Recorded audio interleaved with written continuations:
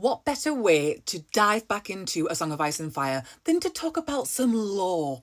Because we love the law around here. Samantha asks the question, if men who commit crimes get sent to the wall as an alternative to other forms of punishment, what options are women given in similar situations? The answer is the Silent Sisters. They are a group, an order within the faith of the Seven who serve the god, the stranger, the god of death. The belief is you don't want to look a Silent Sister in the eye, like it's a bad omen. And the idea of being sent to the Silent Sisters is used to keep unruly girls in line. If you do something someone doesn't like, they're going to threaten you with being sent to the Silent Sisters. One of the myths about this group of women is that they've had their tongues removed, but it's not true. It's just a myth. But they do take a vow of silence, and they take vows of chastity. They give up their families, any thing that they had, any wealth, any position.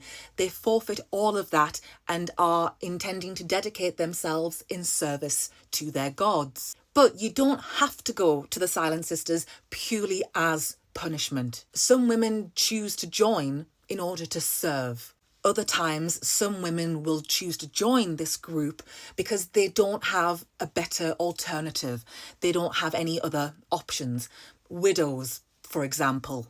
Now, life within the Silent Sisters is hard. Like, it is a tough life. They're always covered up. Their clothing is the cheapest, roughest, itchiest fabric around. It is a highly disciplined order where corporal punishment is used regularly. The food isn't great. The accommodation is not amazing. Especially if you come from like a castle.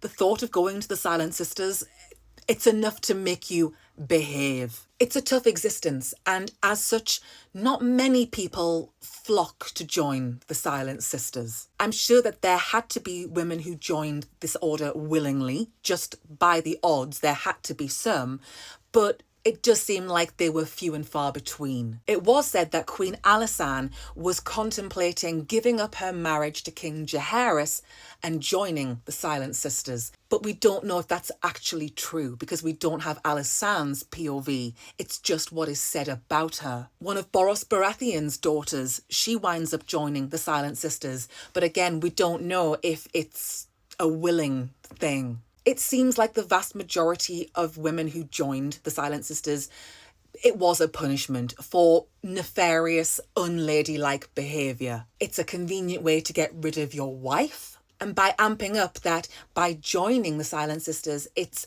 an honourable thing to do. You are serving the realm. It makes people look good. It's not frowned upon to send somebody to the Silent Sisters because you can dress it up as they're doing a good deed. There does seem to have been a respect for the women in this order, particularly because of the nature of their work, dealing with the recently deceased. They would prepare people for their funerals. They would be part of the transportation of remains. It's not an easy job, and it's not a job that many people were rushing to do. And the Silent Sisters, to their credit, they do these jobs that are very difficult and very unpleasant.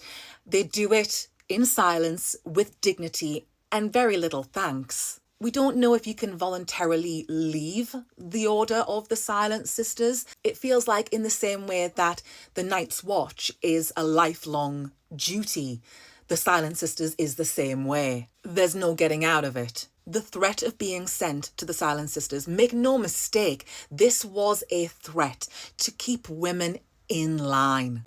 But the way that it's sold to people is just like with the Night's Watch. You're doing your duty, you're being of service. It's a good, noble thing to do. But also, just like the Night's Watch, it's a tough life. It ain't for me.